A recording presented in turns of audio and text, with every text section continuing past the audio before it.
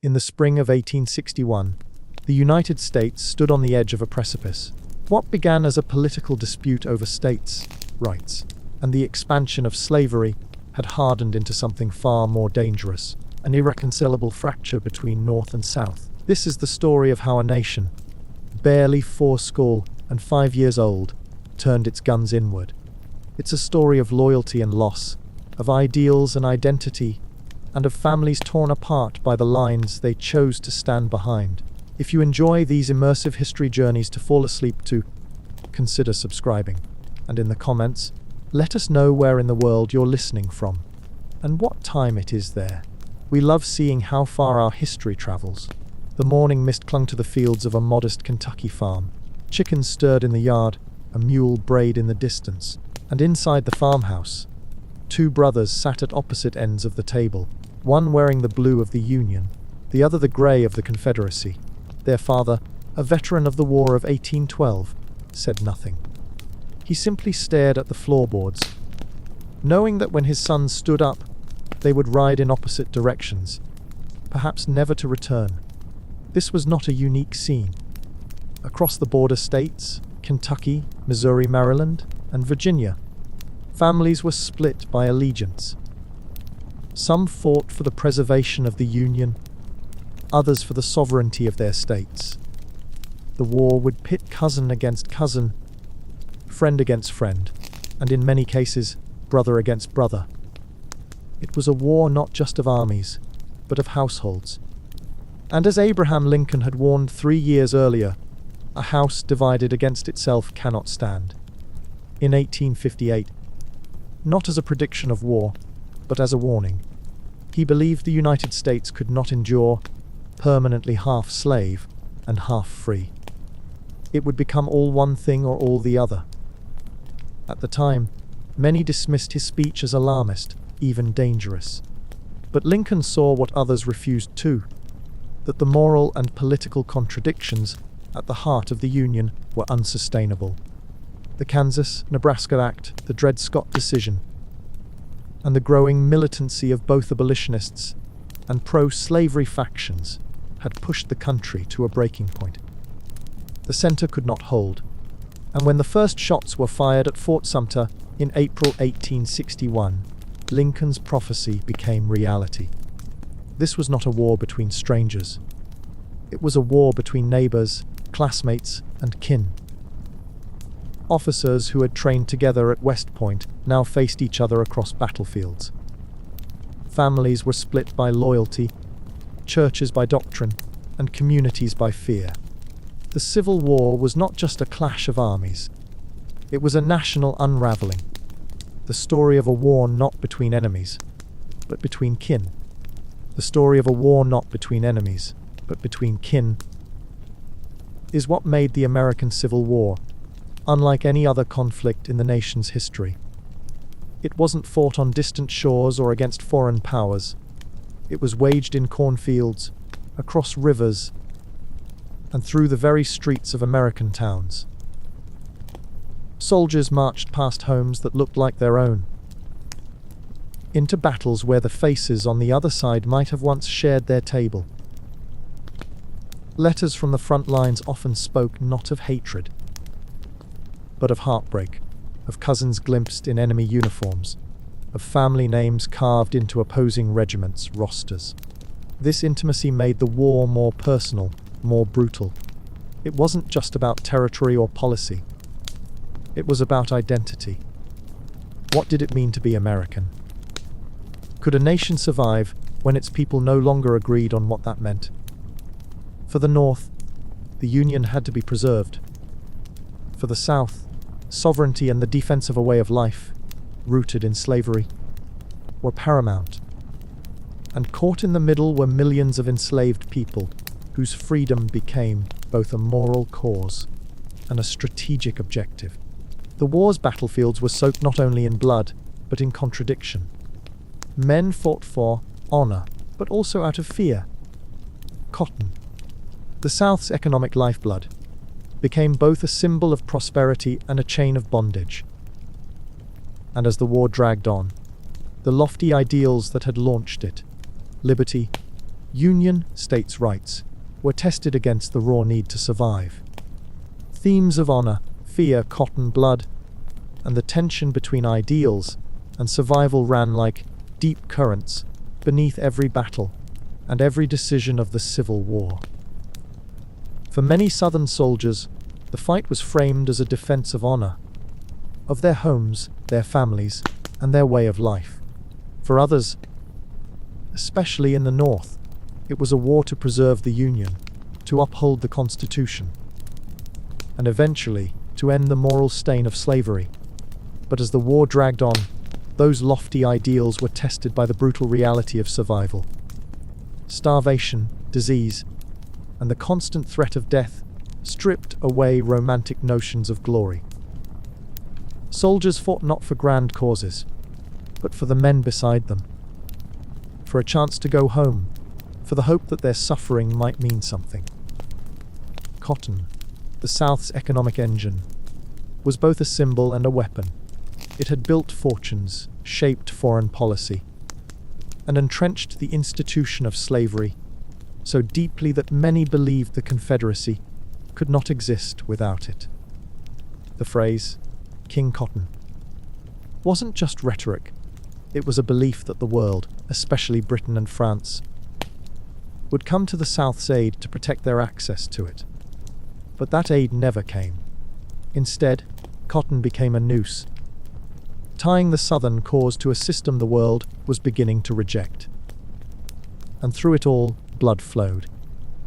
On battlefields from Antietam to Shiloh, in prison camps and scorched towns, the cost of the war was measured in lives lost and futures shattered. The ideals that had once inspired speeches and declarations were now buried beneath the mud and smoke of war. At the heart of it all was a contradiction the nation could no longer ignore. From the very beginning, the American experiment was haunted by contradiction. The same nation that declared, "All men are created equal," was built on the backs of enslaved people. In 1776, as the colonies broke from Britain in the name of liberty, nearly 500,000 black men, women, and children remained in bondage. Slavery was not a regional anomaly. It was a national institution. It fueled the Southern economy through cotton and tobacco, but it also enriched northern banks, shipbuilders, and textile mills. The wealth of the young republic was soaked in the labor of the enslaved. This contradiction wasn't hidden. It was debated, agonized over, and ultimately tolerated. Founders like Jefferson and Madison, who spoke eloquently of freedom, owned human beings. Others, like Hamilton and Franklin, opposed slavery but compromised with it to preserve unity. The result was a nation that enshrined liberty while denying it to millions. Slavery became the price of union, a moral debt deferred. And when it came time to draft the nation's founding document, that contradiction was written into law not with bold declarations, but with silence. The Constitution's silence on slavery, compromise and avoidance, was not an oversight. It was a deliberate act of political calculation. When the delegates gathered in Philadelphia in 1787 to draft a new framework for the fledgling republic, they faced a dilemma that threatened to derail the entire project: how to unite states with fundamentally opposing views on human bondage. The Southern states, whose economies were deeply entwined with slavery, demanded protections for their peculiar institution. The Northern states, many of which had begun gradual emancipation or outlawed slavery altogether, were uneasy, but not yet willing to risk disunion over the issue. So the framers chose ambiguity. The word slave never appears in the Constitution. Instead, euphemisms like "other persons" and "persons held to service or labor" were used to sidestep the moral weight of the subject. But the protections were there. The infamous 3/5 compromise count enslaved individuals as 3/5 of a person for purposes of representation and taxation. granting the South disproportionate power in Congress and the Electoral College. The Fugitive Slave Clause required that escaped enslaved people be returned to their enslavers, even if they fled to free states. And perhaps most tellingly, Article I, Section 9 prohibited Congress from banning the transatlantic slave trade until 1808, giving Southern states 2 more decades to import human beings with impunity. These compromises were not born of consensus, but of necessity. Delegates like George Mason of Virginia condemned slavery as a moral blight, warning it would bring the judgment of heaven upon the nation. Others, like Charles Pinckney of South Carolina, insisted that any restriction on slavery would be a deal breaker. The result was a constitution that enshrined liberty while embedding inequality, a document that promised freedom but protected bondage. This foundational contradiction would fester. As the young republic expanded westward, each new territory reignited the debate. Would it be free or slave?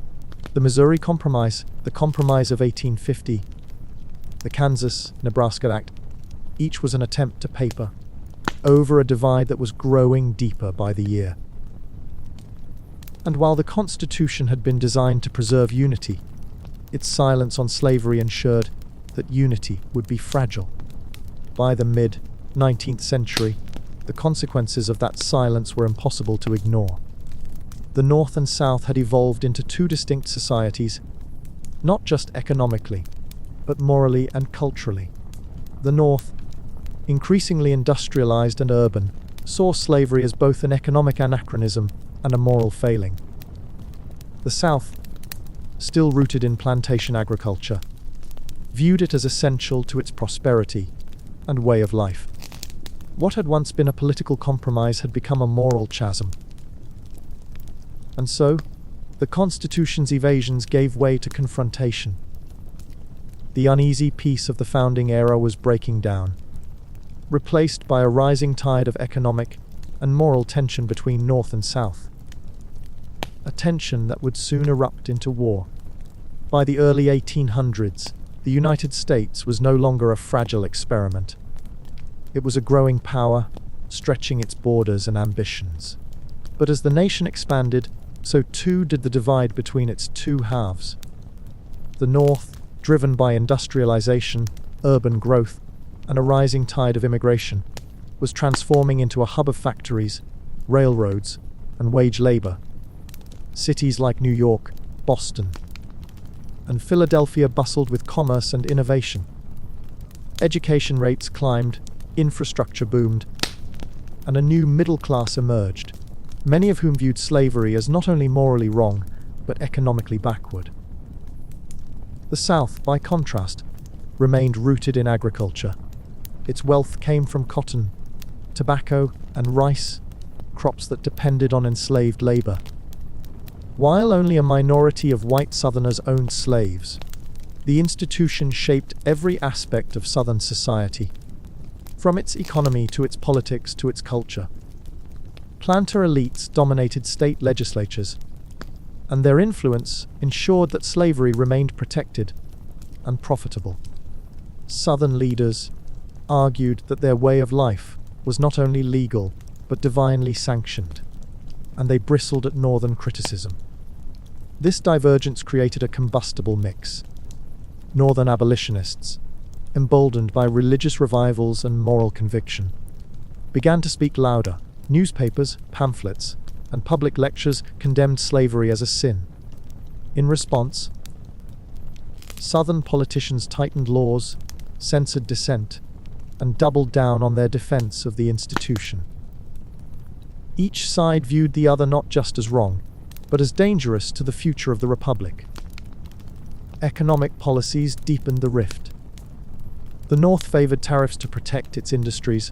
The South, reliant on exports and imports, opposed them.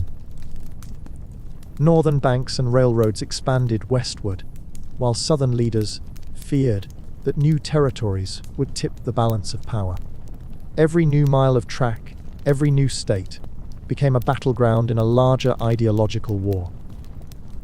And as the nation looked westward, the stakes only grew higher.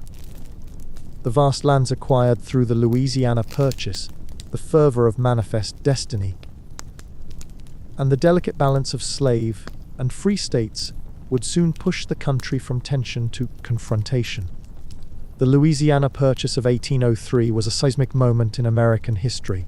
For $15 million, the United States acquired over 800,000 square miles of territory from France, doubling the size of the young republic and opening vast new lands to settlement. President Thomas Jefferson, though uneasy about the constitutional implications, saw the purchase as essential to securing the Mississippi River and the port of New Orleans. But with this expansion came a question that would haunt every new frontier: would slavery follow the flag? As settlers pushed westward, the idea of manifest destiny took hold, a belief that Americans were divinely ordained to spread across the continent. It was a vision wrapped in patriotism, ambition, and racial superiority. The West was seen as a blank canvas, a place to build anew. But it was not empty. Native nations were displaced, and with each new territory came the same bitter debate. Would it be free soil or slave-holding ground? The balance between free and slave states became a political tightrope. Each new admission threatened to tip the scales in Congress, where representation and power was tied to population. Southern leaders feared being outnumbered and outvoted.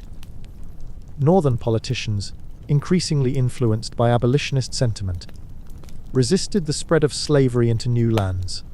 The West, instead of uniting the country, became a battleground for its soul. And so, as the frontier expanded, so did the urgency for compromise. The nation would soon attempt to hold itself together, with a series of legislative bandages, each more fragile than the last.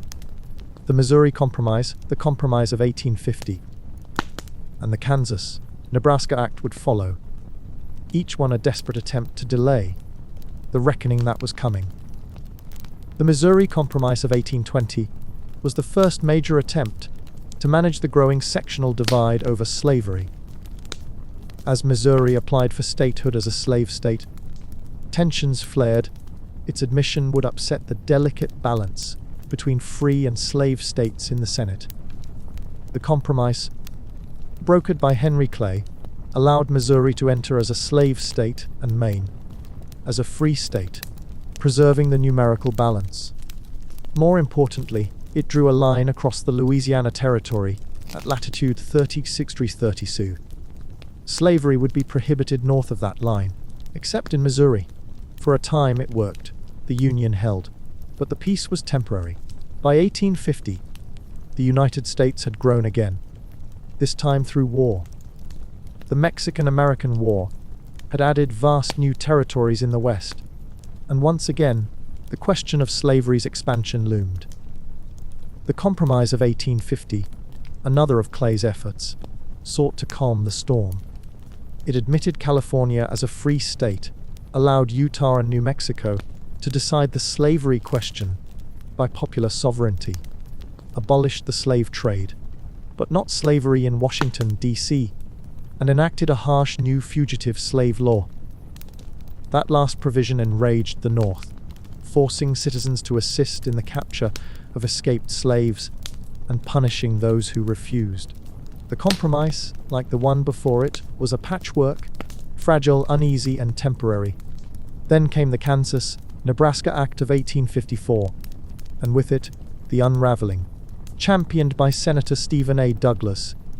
The act repealed the Missouri Compromise's geographic boundary and replaced it with popular sovereignty, letting settlers in Kansas and Nebraska decide for themselves whether to allow slavery. Douglas hoped this would ease tensions and pave the way for a transcontinental railroad.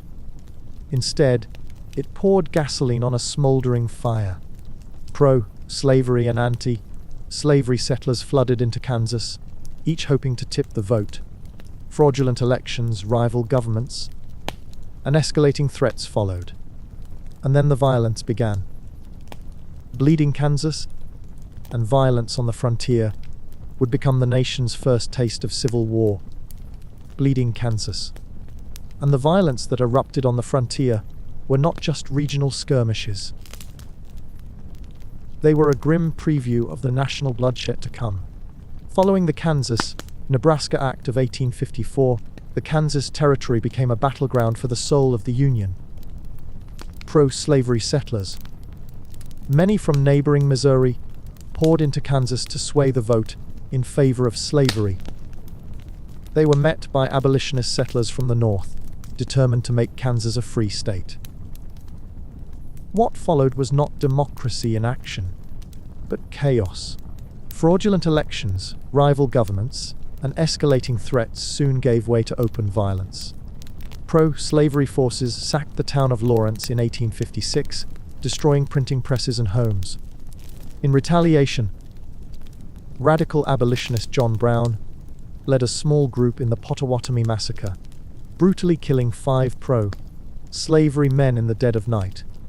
The territory descended into guerrilla warfare, ambushes, raids, and assassinations became common. More than 50 people were killed in the conflict, and the national press dubbed it Bleeding Kansas. The violence shocked the country. It revealed that the debate over slavery was no longer confined to speeches and legislation. It had spilled into the streets and fields. Kansas had become a microcosm of the nation's unraveling, a place where compromise had failed and blood had taken its place. And in the midst of this turmoil, a new generation of abolitionists rose to national prominence. Men and women who believed that slavery could not be reasoned with, only resisted. Among them were Frederick Douglass, Harriet Tubman, and John Brown, each with a different voice, but all united by a single cause. Frederick Douglass, Harriet Tubman, and John Brown stood at the moral front lines of the nation's most urgent crisis. Each came from a different background. Douglass, a formerly enslaved man turned orator, and statesman Tubman, the fearless conductor of the Underground Railroad, and Brown, a white radical who believed slavery could only be ended through blood. But all three shared a singular conviction: that slavery was not just a political issue, but a moral abomination that demanded action. Douglass used words as weapons. His speeches electrified audiences across the North and Europe, exposing the brutal realities of slavery with the authority of lived experience. He believed in the power of the Constitution to deliver justice, but he also knew that justice delayed was justice denied. Tubman, meanwhile, risked her life again and again, guiding dozens of enslaved people to freedom. Through a secret network of safe houses and allies, she was known as Moses to those she rescued, and General Tubman to those who fought beside her during the war. John Brown was different. He believed slavery would never die peacefully. In 1859, he led a raid on the federal arsenal at Harper's Ferry, hoping to spark a widespread slave uprising. He asked both Douglass and Tubman to join him. Tubman supported the plan but fell ill. Douglass refused, fearing it would end in disaster. He was right. Brown was captured, tried, and hanged. But in death, he became a martyr. His raid terrified the South and galvanized the North. As Douglass later said, John Brown began the war that ended American slavery.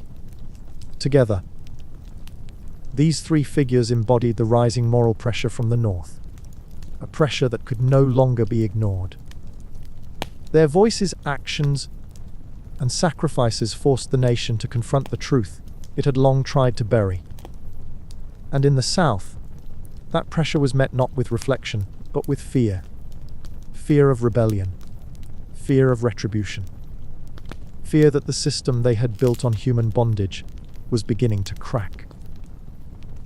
Moral pressure from the North. Fear of rebellion in the South. The storm was gathering, and soon it would break. By the 1850s, the divide between North and South had become more than political. It was existential. In the North, abolitionist voices grew louder, more organized and more morally urgent. Churches, newspapers, and public lectures condemned slavery, not just as a social ill, but as a sin. Activists like William Lloyd Garrison called for immediate emancipation. Free black communities rallied behind leaders like Frederick Douglass, demanding that the nation live up to its founding ideals. The North was not unified. Many still held racist views or feared economic disruption. But the moral tide was turning. Slavery was no longer just a Southern issue, it was a national crisis of conscience. In the South, this rising pressure was met with deepening fear.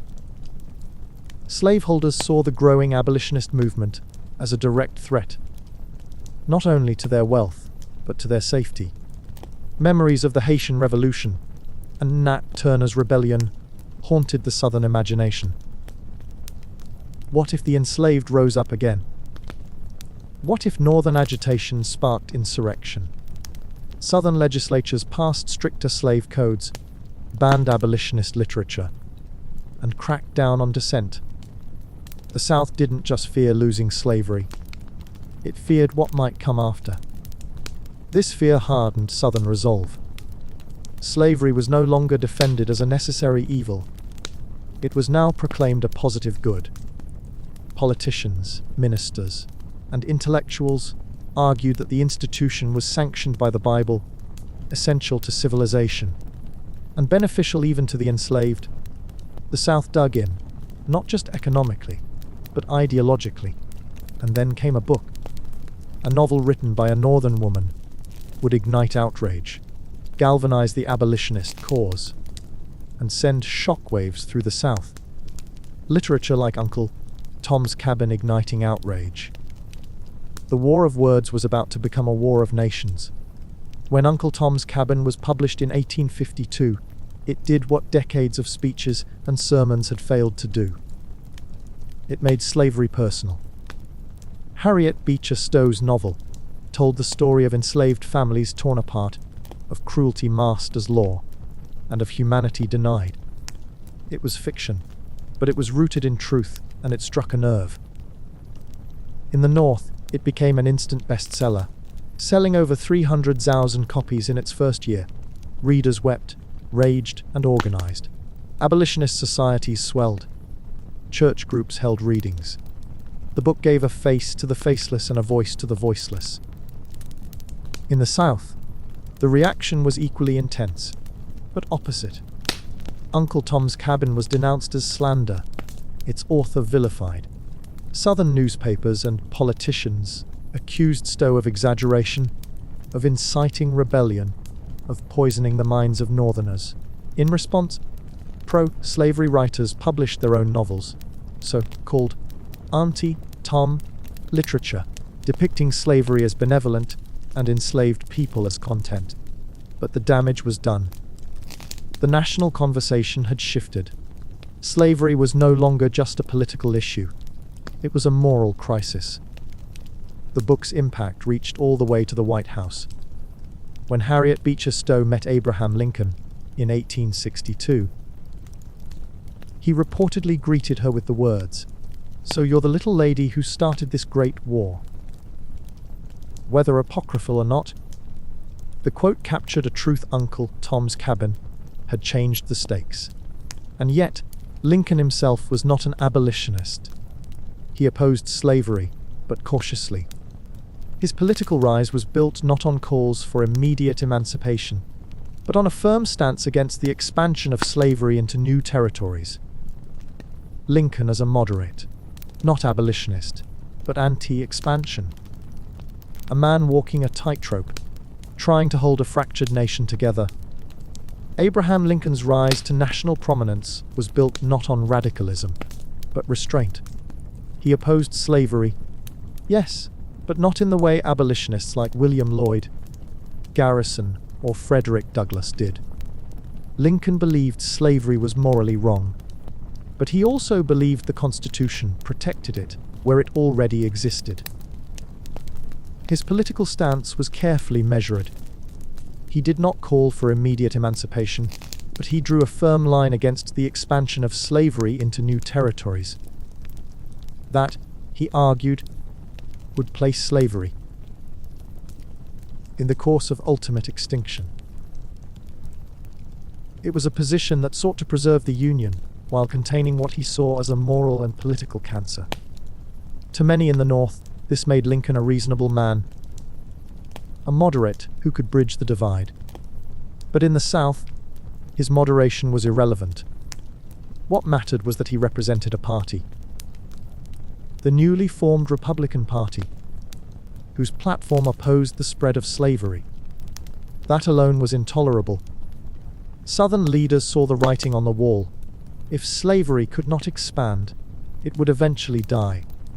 And if it died, so too would the Southern way of life, built as it was on forced labor, racial hierarchy, and agricultural dominance. When Lincoln won the presidency in 1860, without carrying a single Southern state, it confirmed their worst fears. He hadn't even taken office, and yet secessionists were already mobilizing. To them, his election was not just a political loss. It was an existential threat. The South saw his win as a death knell to their way of life. And so, before Lincoln could even place his hand on the Bible, the Union began to unravel. To the Southern states, Abraham Lincoln's election in 1860 was not just a political defeat. It was a signal that their influence in the Union was waning, perhaps permanently. Though Lincoln had repeatedly stated he had no intention to abolish slavery where it already existed, his firm opposition to its expansion into new territories was seen as a direct threat to the Southern economy, culture, and identity. The Republican Party's platform, which rejected the spread of slavery, was viewed in the South as a declaration of war on their way of life. Southern leaders feared that if slavery could not grow, it would wither. And if it withered, so too would the aristocratic plantation system that had defined the South for generations. The election results confirmed their worst fears. Lincoln had won the presidency without carrying a single Southern state. To many, this meant the South was now politically irrelevant, a minority in a union increasingly hostile to its values and institutions. The rhetoric turned apocalyptic. Southern newspapers warned of economic ruin, racial upheaval, and the collapse of social order. Politicians spoke of honor and self-preservation. Secession, once a fringe idea, now became a rallying cry. The argument was framed not as rebellion, but as a defense of sovereignty. If the Union no longer protected their rights, they argued, then they had the right to leave it. And so, just weeks after Lincoln's victory, the first domino fell. Secession begins. South Carolina leads, others follow. The Union was breaking, not with a bang, but with signatures and declarations. The storm had begun. On December 20, 1860, South Carolina became the first state to secede from the Union. Its leaders, meeting in Charleston, issued a formal declaration citing the federal government's failure to uphold the Constitution, particularly in enforcing the Fugitive Slave Act, as justification for their departure. But beneath the legal language lay a deeper fear that the election of Abraham Lincoln signaled the beginning of the end for slavery. Within weeks, Mississippi, Florida, Alabama, Georgia, Louisiana, and Texas followed suit. By February 1861, these 7 states had formed the Confederate States of America, with Jefferson Davis named its president. The secession movement was swift and coordinated. State conventions were held, ordinances passed, and flags lowered. In many southern towns, the departure from the Union was met with celebration, parades, cannon fire, and speeches about liberty and self-determination. But not everyone cheered.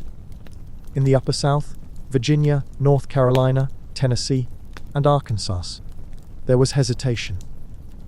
Many hoped for compromise, for a peaceful resolution. But as the new Confederate government took shape, and as federal property in the South came under threat, the possibility of peace grew dim. President Buchanan, still in office until March 1861, did little to stop the unraveling. He claimed he had no constitutional authority to coerce states back into the Union. Lincoln, preparing to take office, remained silent on specifics, but firm in principle the Union was perpetual and secession was illegal. Tensions mounted. Federal forts in the South, symbols of Union authority, became flashpoints. Most were surrendered without bloodshed, but one, perched on an island in Charleston Harbor, held firm. April 1861. The war begins with no casualties until it does.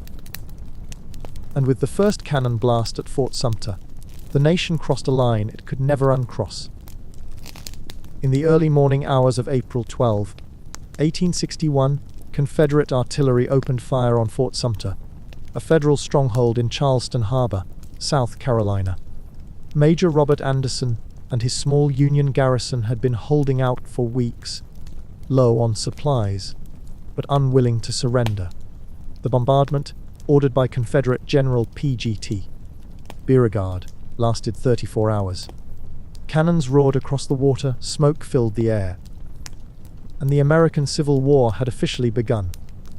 Remarkably, despite the intensity of the shelling, there were no combat fatalities during the battle itself. The Union forces eventually surrendered, and the Confederate flag was raised over the fort. But during the ceremonial 100-gun salute granted to the departing Union troops, a misfired cannon exploded, killing one soldier and mortally wounding another. The war that had begun with symbolism and spectacle now had its first blood. The fall of Fort Sumter electrified the nation. In the North, it was seen as an act of rebellion that could not go unanswered. In the South, it was a declaration of sovereignty fulfilled. The time for negotiation had passed. The time for war had come. Lincoln called for 75,000 volunteers to suppress the insurrection and preserve the Union. He believed it would be a swift campaign, 90 days, perhaps. In the South, leaders rallied their own militias, confident that their cause, their courage, and their knowledge of the land would bring a quick victory. Both sides expected a short fight. Neither could imagine the storm that was coming. When Lincoln called for 75,000 volunteers in April 1861, the response was swift and overwhelming. Young men flooded recruitment offices, many swept up in a wave of patriotic fervor. In the North, they marched to the sound of brass bands and waving flags, convinced they'd be home by harvest. In the South, volunteers rallied to defend their states, their honor, and what they saw as their independence. Both sides believed the war would be short, a single decisive battle, perhaps two, and then peace would return. Few imagined the scale of the conflict that was coming. The early months of the war were marked by enthusiasm and naivety. Union soldiers, many from cities and towns that had never seen combat, drilled in open fields and posed for photographs in new uniforms. Confederate troops, often less equipped but no less determined, trained in courtyards and churchyards, confident that their cause and knowledge of the land would carry them to victory. Politicians and generals alike underestimated the resolve of their opponents. The first Battle of Bull Run would shatter those illusions. But in the spring of 1861, hope still outpaced fear. Yet even as the armies formed, the deeper wounds of the war were already being felt. Not on the battlefield, but at the dinner table. In border states like Kentucky and Missouri, and even in towns across Pennsylvania and Virginia, families found themselves divided. Fathers and sons, brothers and cousins, Neighbors and lifelong friends chose different flags. Some followed their state, others their conscience. Letters became strained, goodbyes were uncertain, and in many homes, silence replaced conversation. Families split as loyalties divide homes. The war was no longer just a matter of politics or principle. It was personal, and it was only beginning. The Civil War didn't just divide states, it fractured living rooms. In towns across the border states, and even deep into the north and south, families found themselves on opposite sides of the conflict. A father might support the Union while his eldest son rode off to join the Confederacy. Brothers who once shared a bedroom now wore different colors and marched under different flags. Mothers wept not only for fear of death, but for the unbearable knowledge that their children might one day meet on the battlefield. Not as kin, but as enemies. These divisions weren't always ideological. Sometimes they were practical, based on geography, economic ties, or the influence of local leaders. In places like Tennessee and Maryland, entire communities were torn in two. Churches split, marriages strained, letters home became cautious, coded, or ceased altogether. The war wasn't just fought in open fields, it was fought in hearts and households. And for those who left home to fight, the reality of war quickly stripped away any romantic notions of glory. The battlefield was only a fraction of a soldier's life. Most of their time was spent in camps, muddy, crowded, and unsanitary. Disease was the true killer of the war, claiming more lives than bullets or bayonets. Dysentery, typhoid, pneumonia, and malaria swept through regiments with terrifying speed. Food was often scarce or spoiled. Soldiers gnawed on hardtack so tough it cracked teeth, and drank water that carried sickness more often than relief. Their weapons were unreliable, their uniforms ill-fitting, and their boots, if they had them, wore through quickly. This was the life of a Civil War soldier: disease, hunger, poor weapons. And yet, they endured, because they believed, or because they had no choice.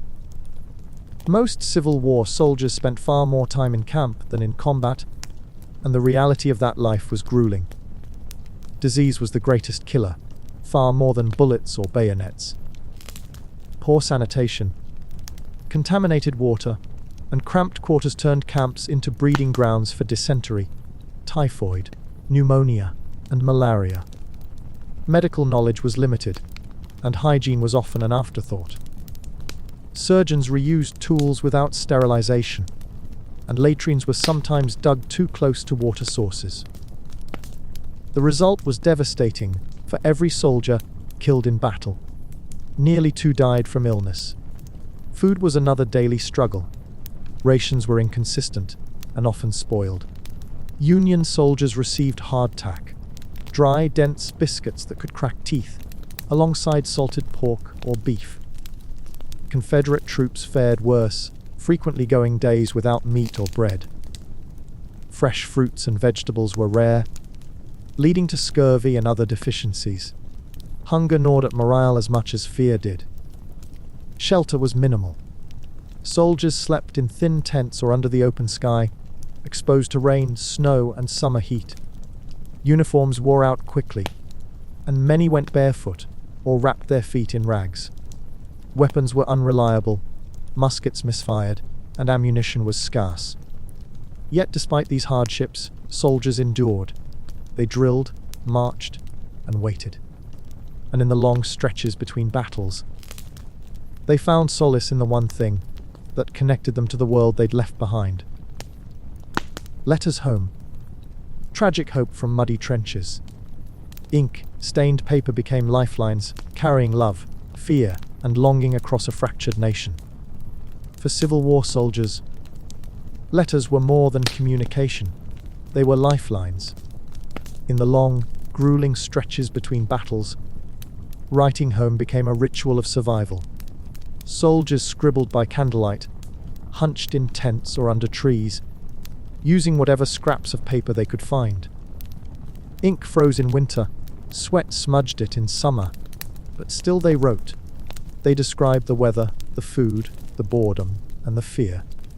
They asked about harvests, siblings, and sweethearts. They sent locks of hair, pressed flowers, and sometimes final words.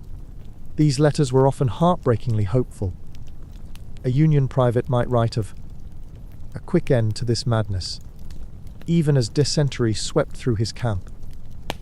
A Confederate corporal might promise to be home by Christmas, unaware that his regiment would soon be decimated at Antietam. Some letters never made it, lost in transit, or intercepted. Others arrived after the writer had already fallen, their words becoming elegies in ink. Families clung to these letters. Mothers read them aloud at the hearth. Wives tucked them beneath pillows. Children memorized the handwriting of fathers they barely knew. The letters were stained with mud, blood, and tears, but they were sacred. They were proof that love endured even in war. Yet behind the words lay a darker truth. The men who wrote them were dying, not just from bullets, but from the invisible enemies that stalked every camp. Both sides suffered massive desertion and death by infection. And as the war dragged on, hope itself became a casualty. By the second year of the war, the romanticism that had once filled recruitment posters and parade grounds had long since faded. What remained was a grinding, brutal reality. Both Union and Confederate armies were plagued by massive desertion and death by infection. A quiet, relentless toll that claimed more lives than bullets ever could. Desertion was not rare, it was common. Soldiers on both sides, disillusioned by the horrors of war and the endless monotony of camp life, slipped away under cover of night. Some left to care for families back home. Others simply couldn't bear the filth, hunger, and hopelessness any longer. Union records show over 200,000 deserters. The Confederacy, with fewer men to begin with, lost more than 100,000. Punishments ranged from public shaming to execution, but the numbers only grew as the war dragged on. Disease was an even deadlier foe. For every soldier killed in battle, 2 died from illness. Camps were breeding grounds for dysentery, typhoid, pneumonia, and malaria. Poor sanitation, contaminated water, and a lack of medical knowledge turned minor wounds into fatal infections. Surgeons operated without sterilization, and antibiotics were decades away. The dead were buried in shallow graves, often just yards from where the living slept. And yet, despite the suffering, the armies marched on, because beyond the camps and the hospitals, the war was still being fought in open fields and dense forests. The names of those places would become etched into the nation's memory, not just for their strategic importance, but for the staggering human cost they carried. Major battles: Bull Run, Fredericksburg, Chancellorsville. Each one a turning point. Each one a lesson written in blood. The first major clash of the Civil War came at Bull Run, or Manassas, as the Confederacy called it, on July 25, 1861. Just 25 miles from Washington, D.C., it was supposed to be a swift Union victory. Civilians even picnicked nearby, expecting a spectacle. But the battle turned chaotic.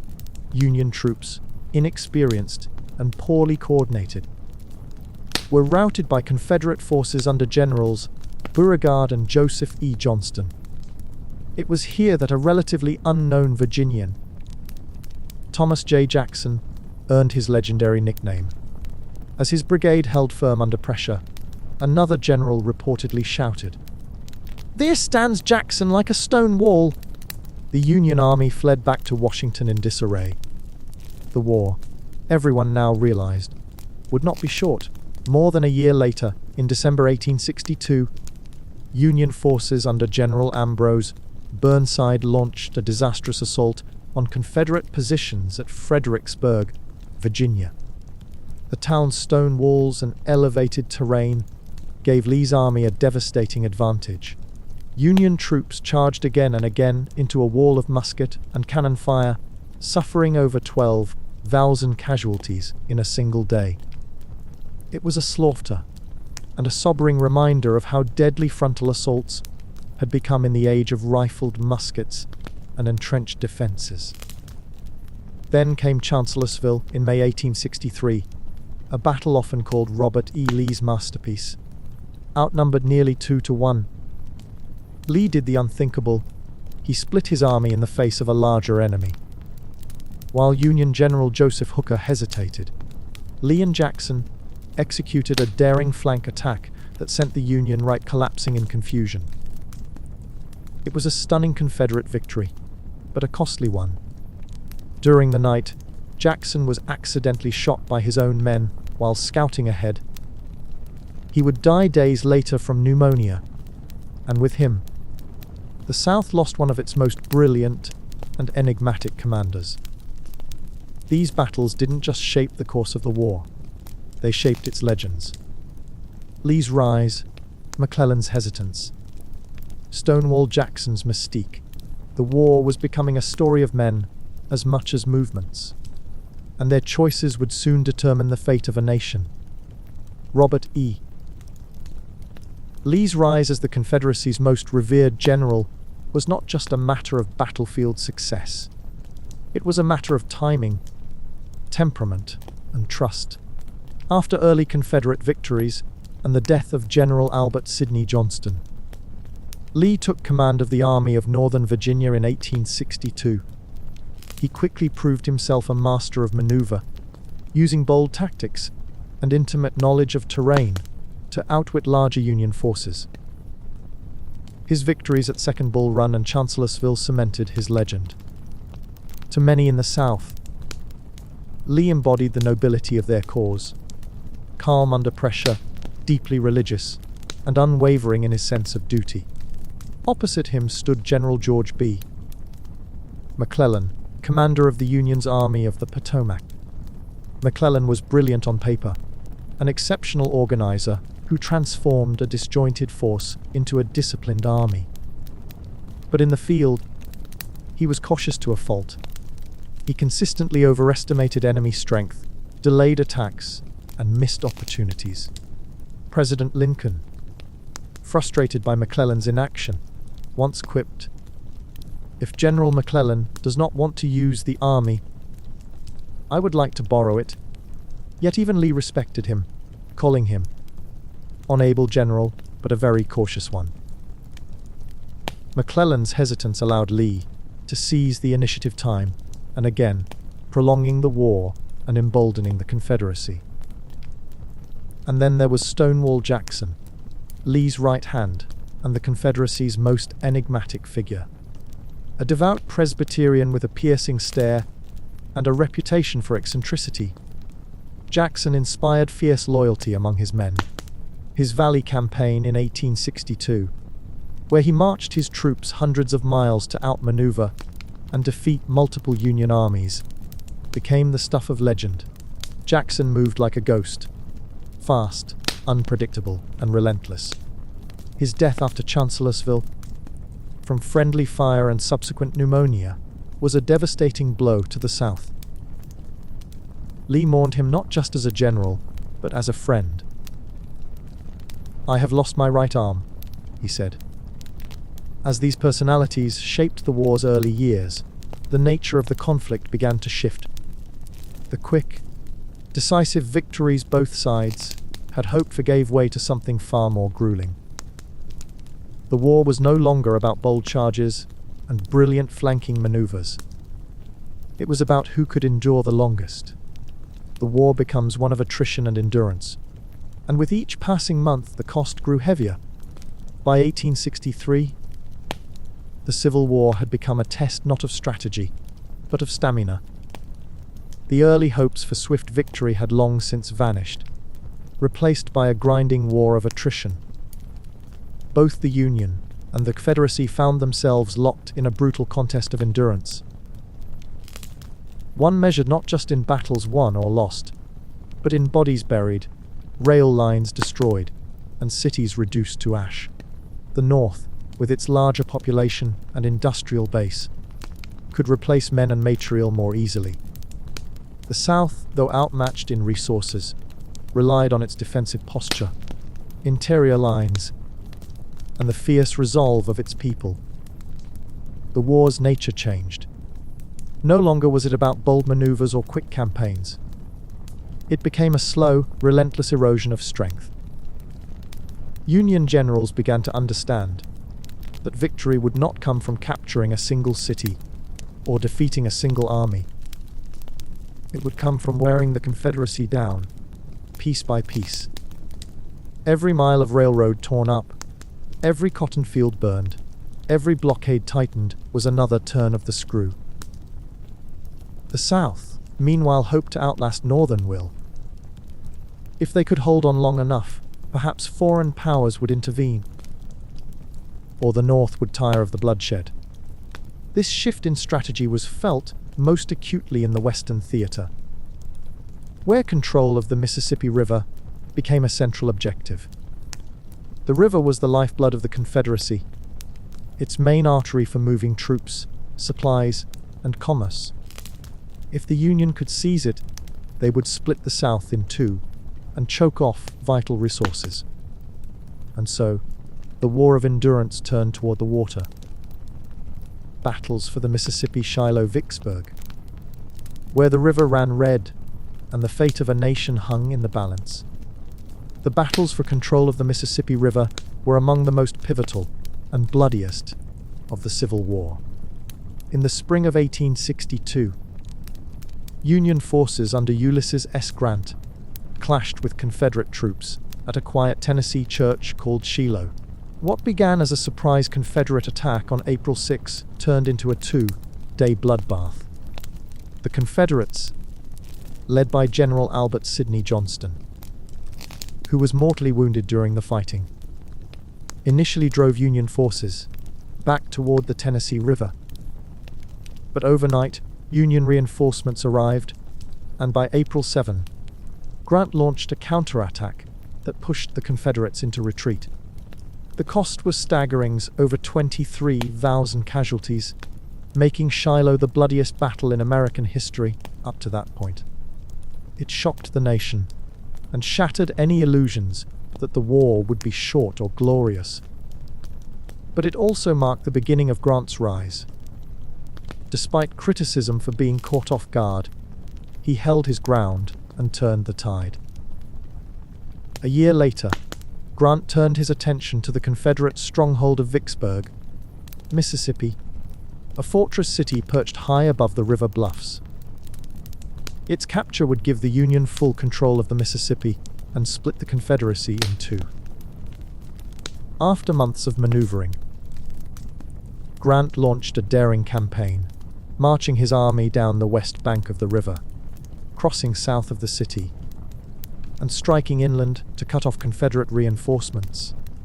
He won key victories at Port Gibson, Raymond, Jackson, and Champion Hill, forcing Confederate General John C. Pemberton to retreat into Vicksburg's defenses. Grant then laid siege to the city. For 47 days, Union artillery pounded Vicksburg, while its citizens and soldiers endured starvation and disease. Rats became a staple of the diet. Finally, on July 4, 1863, Pemberton surrendered. The Union now controlled the entire Mississippi River, and the Confederacy was cleaved in half. The twin Union victories at Vicksburg and Gettysburg, just one day apart, marked a turning point in the war. And in the eyes of President Lincoln and the nation, one man had proven himself indispensable. Grant emerges as a relentless commander, unyielding, audacious, and willing to do what others would not. The war would never be the same. Ulysses S. Grant did not rise through the ranks by charm or pedigree. He rose through results. Quiet, unassuming, and often underestimated, Grant proved again and again that he possessed the one quality the Union desperately needed: resolve.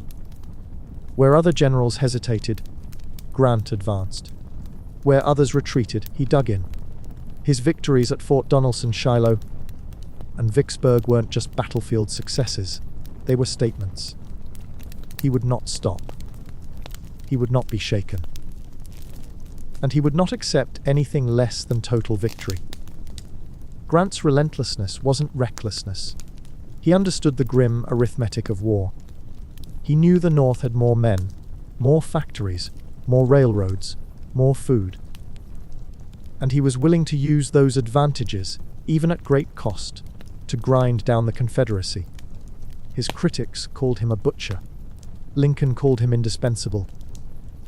"I can't spare this man," the president said. He fights, but Grant's genius wasn't just in his tenacity. It was in his vision. He saw the war not as a series of isolated battles, but as a single, sprawling campaign. He coordinated movements across multiple theaters, pressing the Confederacy on all fronts.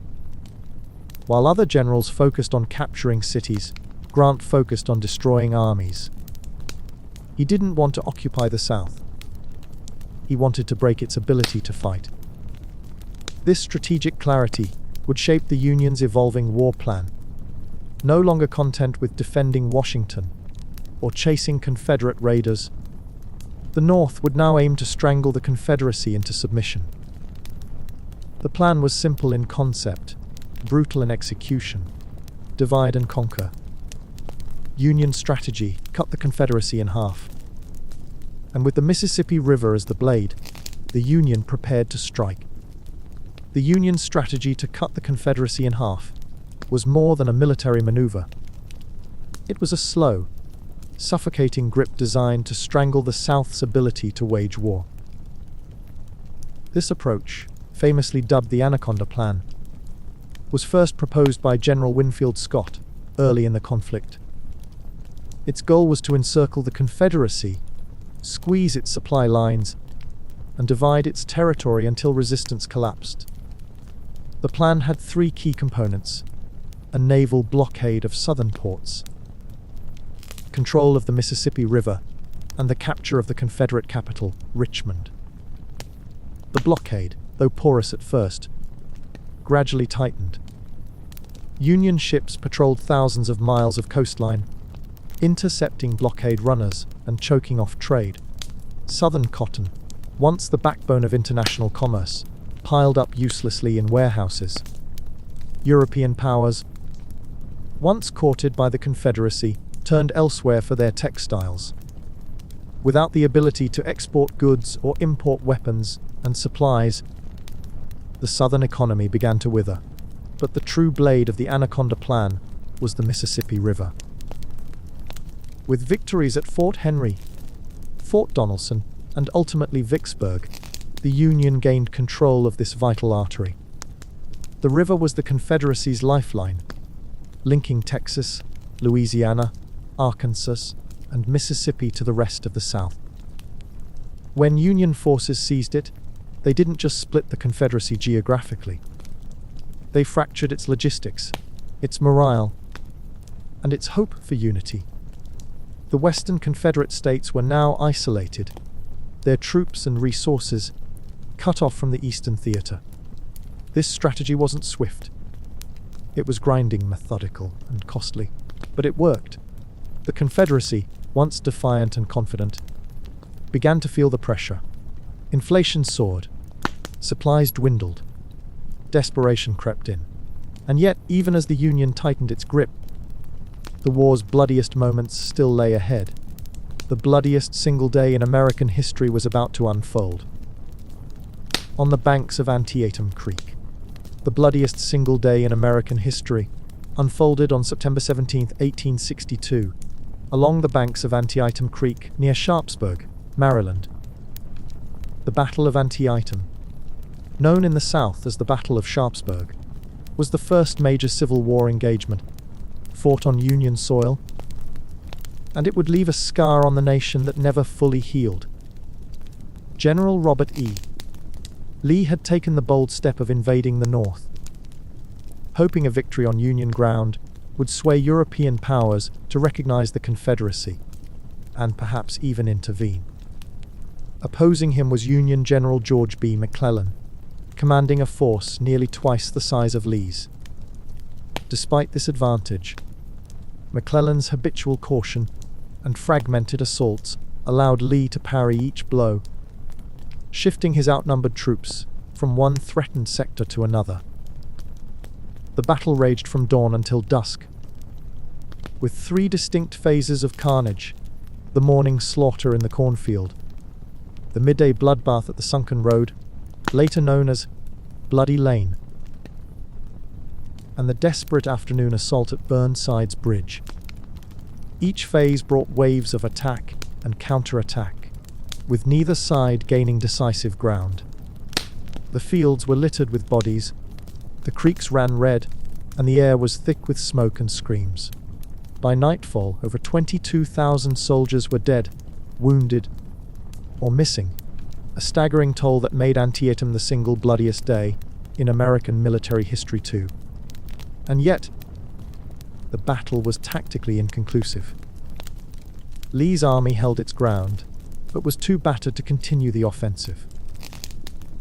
He withdrew across the Potomac the next day, giving the Union a tenuous claim to victory.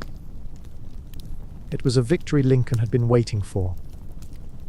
For months, he had drafted and redrafted a proclamation that would change the very purpose of the war. But he needed a moment of strength, a battlefield success, to give it weight. Antietam, though costly and incomplete, gave him that moment.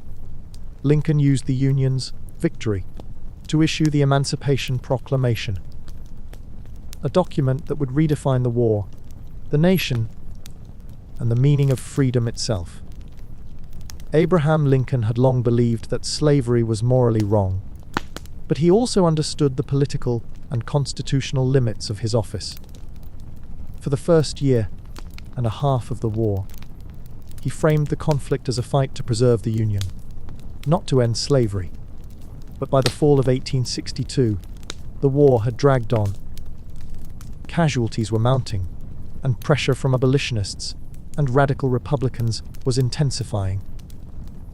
Lincoln saw an opportunity, not just to strike a blow against the Confederacy, but to redefine the very purpose of the war. The Union's hard-fought stand at Antietam gave him the moment he needed. Though the battle was tactically inconclusive, Lee's retreat allowed Lincoln to claim a strategic victory. On September 22, 1862, he issued the preliminary Emancipation Proclamation, warning that if the rebelling states did not return to the Union by January 1, 1863, their enslaved people would be declared free. None returned. And so, on January 3, 1863, Lincoln signed the Emancipation Proclamation. It declared that all persons held as slaves in the rebellious states are, and henceforward shall be free. It was a wartime measure, grounded in Lincoln's authority as commander-in-chief, and it applied only to areas still in rebellion, not to the loyal border states or Confederate areas already under Union control. But its symbolic power was immense. The proclamation transformed the war. No longer was it solely about restoring the Union. It was now a fight for human freedom. It gave the North a moral cause that resonated deeply at home and abroad. It also allowed for the enlistment of black soldiers, nearly 200,000 of whom would serve in the Union Army and Navy before the war's end. Perhaps most significantly, the Emancipation Proclamation closed the door on foreign intervention. Britain and France, both of which had abolished slavery and were under pressure from abolitionist movements, could no longer justify supporting the Confederacy. What had once been seen as a war between two political factions was now a crusade against slavery. European powers, wary of appearing to support human bondage, stepped back. The war had become about slavery and union, and foreign powers stayed out. The conflict was now fully America's to resolve, and its stakes had never been higher. The Emancipation Proclamation didn't just change the moral compass of the Civil War. It reshaped its geopolitical landscape. With Lincoln's bold declaration in January 1863, the war was no longer simply a struggle to preserve the Union. It had become a crusade against slavery. That shift carried enormous weight beyond American borders. In Europe, particularly in Britain and France, public opinion had been divided. While the aristocracy and industrialists often sympathized with the Confederacy, drawn by cotton and commerce, the working classes, many of whom had long supported abolition, now saw the Union cause as a fight for human freedom. Lincoln's proclamation made it politically untenable for European powers to support the South. Any recognition of the Confederacy would now be seen as an endorsement of slavery. The Confederacy had hoped that King Cotton would force Britain's hand, that textile mills in Manchester and Liverpool would grind to a halt without southern exports. But the gamble failed. Britain had stockpiled cotton and found new sources in Egypt and India. And with the war now framed as a moral struggle, intervention became not just unlikely, it became impossible. The Union, meanwhile, gained a powerful new weapon: moral clarity. Black men, once barred from service, now enlisted in droves. Nearly 200,000 African Americans would serve in the Union Army and Navy before the war's end, fighting not just for a country, but for their own liberation. The war had changed. It was no longer just about restoring a fractured nation. It was about redefining what that nation stood for. And then, in the summer of 1863, the war's bloodiest chapter began. 3 days of slaughter in Pennsylvania. A crossroads town called Gettysburg would become the crucible in which the fate of the Union was tested.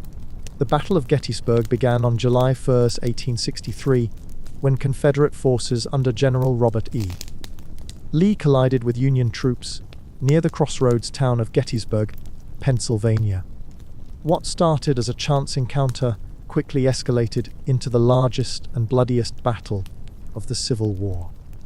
On the first day, Confederate troops pushed Union forces through the town and onto the high ground south of Gettysburg. But the Union line, now anchored on Cemetery Hill, Culp's Hill, and Little Round Top, formed a strong defensive arc. Over the next 2 days, Lee launched repeated assaults against these positions. July 2 saw brutal fighting at places like Devil's Den, the Wheatfield, and Little Round Top, where Union Colonel Joshua Chamberlain's 20th Maine famously held the far left of the Union line with a desperate bayonet charge. The Confederates gained ground in some areas, but failed to break the Union line. Then came July 3, and with it, Lee's most audacious gamble, a massive frontal assault on the center of the Union line at Cemetery Ridge. Some 500 Confederate soldiers, led by General George Pickett and others, marched nearly a mile across open fields under blistering Union artillery and rifle fire. The attack, forever known as Pickett's Charge, was a disaster. The Confederates were cut down in waves. Only a handful reached the Union line, and none held it. When the smoke cleared, more than 51,000 men were dead, wounded, or missing, the highest toll of any battle in American history. Lee's army, battered and bloodied, could no longer sustain the offensive. Pickett's charge fails. Lee retreats. And with that, the tide of the war began to turn. On July 3, 1863, the final day of the Battle of Gettysburg, General Robert E. Lee made a desperate gamble. Believing the center of the Union line on Cemetery Ridge to be vulnerable, he ordered a massive frontal assault, Pickett's Charge, involving some 500 Confederate soldiers. They marched nearly a mile across open fields under blistering Union artillery and rifle fire. The result was catastrophic. Entire brigades were cut down before reaching the Union line. Those who did were quickly overwhelmed. More than half of the attacking force was killed, wounded, or captured. The charge marked the high watermark of the Confederacy, the furthest point North Lee's army would ever reach. It also marked the beginning of its long retreat. On July 4, under cover of rain and silence, Lee withdrew his battered army back toward Virginia. The Confederate dream of a decisive victory on Union soil had died on the fields of Gettysburg. The North, too, was reeling. The cost of the battle was staggering. Over 51,000 casualties in just 3 days. But the Union had held, and in that grim, hard-won stand, President Lincoln saw something deeper than military success. He saw sacrifice. He saw purpose. 4.5 months later, on November 19, 1863, Lincoln traveled to Gettysburg to dedicate a national cemetery on the site of the battle. The main speaker, Edward Everett, spoke for 2 hours. Lincoln spoke for 2 minutes.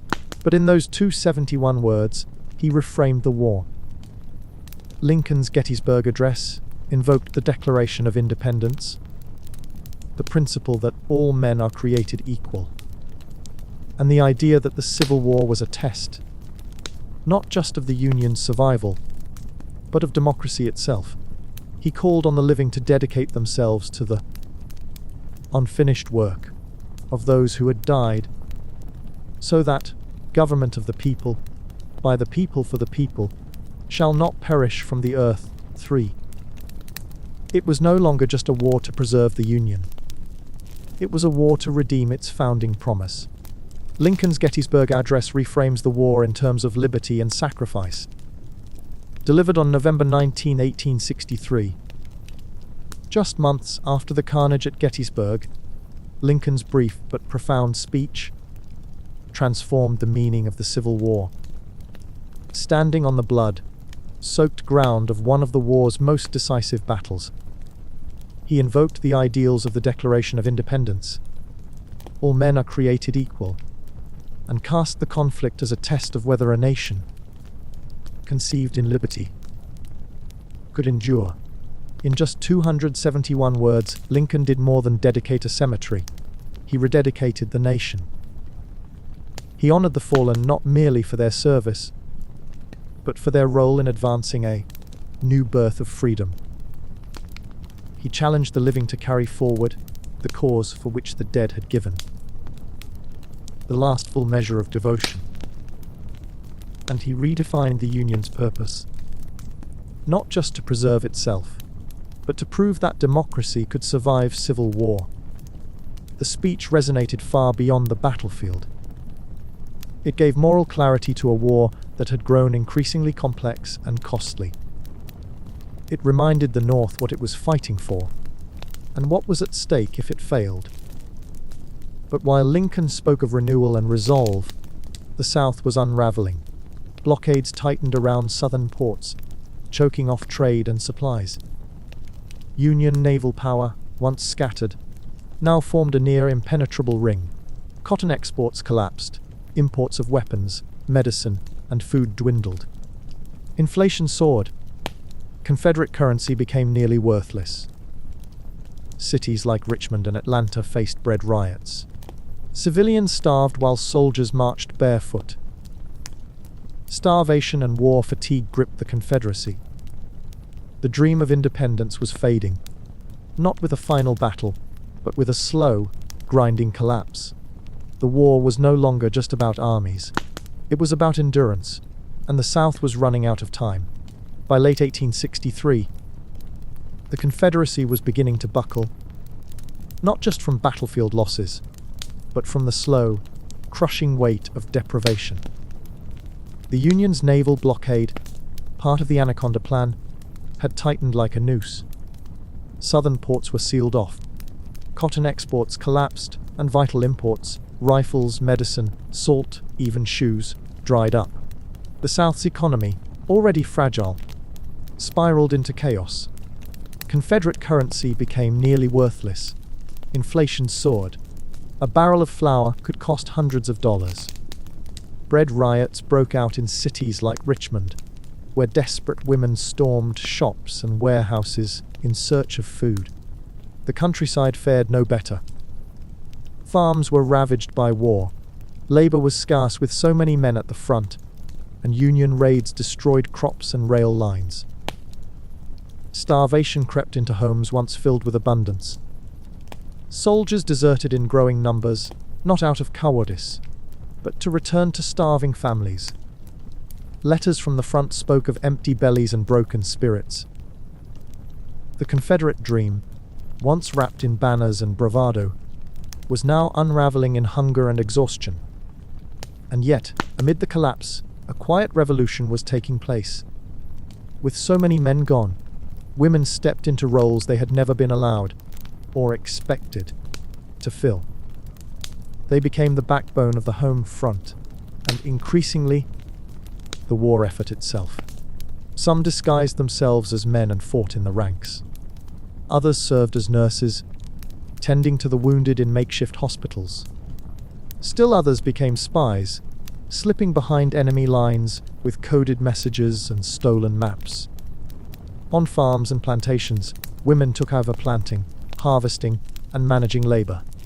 In cities, they ran businesses, organized aid societies, and kept families afloat. Women take on new roles: nurses, spies, farmers, and in doing so, they began to reshape not just the war, but the world that would follow. As the war dragged on, and the death toll climbed, women across the divided nation stepped into roles that had once been unthinkable. With husbands, fathers, and sons at the front, women became the backbone of the home front, and, increasingly, the war effort itself. In the North, women like Clara Barton and Dorothea Dix revolutionized battlefield medicine. Barton, who would later found the American Red Cross, earned the nickname Angel of the Battlefield for her fearless work tending to the wounded under fire. Thousands of women volunteered as nurses, often with little training, braving disease and trauma in overcrowded hospitals.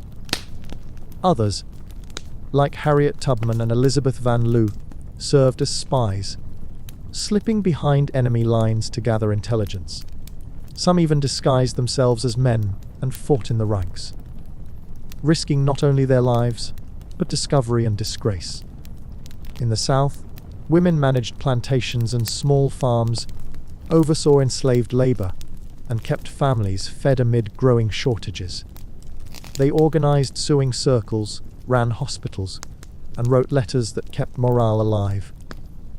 The war blurred the boundaries of gender and class, and though many women would be pushed back into traditional roles, after the guns fell silent, the seeds of change had been planted. But while women rose to meet the moment, the strain of war was beginning to crack the foundations of both societies. In the North, resentment over the draft boiled over. The Enrollment Act of 1863 allowed wealthy men to pay $300 to avoid service or hire substitutes, an option far out of reach for working-class immigrants. In New York City, this inequality exploded into violence. The draft riots of July 1863 turned the streets into battlegrounds. Irish, American mobs, furious over conscription and fearful of job competition from freed black men, attacked draft offices, homes, and even the colored orphan asylum, killing over 100 people before federal troops restored Order 2. Meanwhile, in the South, the dream of Confederate unity was unraveling. Starvation, inflation, and battlefield losses led to skyrocketing desertion. Soldiers slipped away to care for starving families or simply gave up hope. Entire regiments melted away. The Confederacy, once ablaze with patriotic fervor, now struggled to hold its armies together. Draft riots in the North, Southern desertion skyrockets. The war was no longer just a clash of armies. It was a test of endurance, and both sides were fraying. The war was tearing at the seams of both North and South, but in very different ways. In the North, the draft riots of 1863 revealed a deep fracture in public support for the war. When Congress passed the Enrollment Act, requiring all men aged 20 to 45 to register for military service, outrage erupted, especially among working-class immigrants. The law allowed wealthier men to pay $300 for a substitute, a sum far beyond the reach of most laborers. In New York City, resentment boiled over into violence. For 4 days in July, mobs, many of them Irish, American, rampaged through the streets, attacking draft offices, wealthy homes, and black citizens. The colored orphan asylum was burned to the ground. Over 100 people were killed before federal troops, fresh from Gettysburg, restored order. Meanwhile, in the South, the dream of Confederate unity was unraveling. With farms failing, cities starving, and morale collapsing, desertion skyrocketed. Soldiers left their posts to care for families, or simply gave up hope. Entire regiments vanished. The Confederate government responded with harsher penalties. But the deeper truth was harder to punish. The will to fight was fading. And while both sides bled from within, the Union prepared to strike at the heart of the Confederacy. In the fall of 1864, General William Tecumseh Sherman launched a campaign that would become infamous. After capturing Atlanta, he turned his army east, not to chase Confederate forces, but to break the South's spirit. His goal was not just military victory, but psychological devastation. The Union burned everything from Atlanta to Savannah, and in doing so, it lit a fire the Confederacy could not extinguish. Sherman's march to the sea was not just a military maneuver. It was psychological warfare on a grand scale. After capturing Atlanta in September 1864, Union General William Tecumseh Sherman turned his army southeast and began a 285-mile march to Savannah. His goal was clear: to cripple the Confederacy's ability and will to continue fighting. Sherman's troops, numbering around 60,000, moved in 2 columns, cutting a swath of destruction roughly 60 miles wide. They lived off the land, seizing livestock, food, and supplies from farms and plantations. Railroads were torn up and twisted into Sherman's neckties. Bridges were burned. Telegraph lines were cut. Entire towns were left smoldering. Though Sherman had issued orders to avoid unnecessary destruction, his men, especially the infamous bummers or foragers, often went beyond the letter of the law. This was total war, and it was deliberate. Sherman believed that by bringing the war to the Southern home front, he could hasten its end. "We are not only fighting hostile armies," he wrote, "but a hostile people, and must make old and young, rich and poor, feel the hard hand of war." The march culminated in the capture of Savannah on December 25, 1864. Sherman famously wired Lincoln, "I beg to present you as a Christmas gift the city of Savannah." But the true gift was strategic. The Confederacy was now split, its infrastructure shattered, and its morale in tatters. Scorched earth policy breaks Southern morale, and with every mile of ash and ruin, the South's will to fight burned lower. Sherman's scorched earth campaign didn't just cripple Confederate infrastructure. It shattered the South's spirit. As Union troops carved a path of destruction from Atlanta to Savannah, they left behind more than twisted rail lines and smoldering barns. They left psychological wreckage. Telegraph lines were cut, supply depots torched, and entire towns reduced to ash.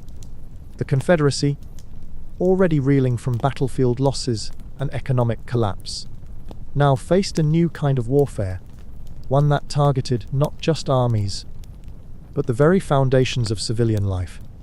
Southern morale, once buoyed by dreams of independence and honor, began to unravel. Letters from the front spoke of despair. Newspapers, once filled with fiery rhetoric, now printed pleas for supplies and prayers for peace. Confederate soldiers, hearing of the devastation back home, deserted in growing numbers. The myth of invincibility was gone. Sherman's march had proven that the Union could strike deep into the heart of the South, and that no plantation, no town, no family was beyond reach. And for the civilians caught in the path, the war became something else entirely. Civilians caught in a storm of vengeance and hunger. The front lines were no longer marked by trenches. They ran through kitchens, fields, and cradles. The war had come home. By the final months of the Civil War, the South was not just losing, it was unraveling. Sherman's march to the sea had left a trail of scorched earth, and now his forces turned north through the Carolinas, continuing their campaign of destruction. Union cavalry raided deep into Confederate territory, tearing up railroads, torching barns, and seizing livestock. The war had come home in the most literal sense, and civilians bore the brunt. In towns and farms across Georgia, South Carolina, and beyond, families awoke to the thunder of hooves and the crackle of flames.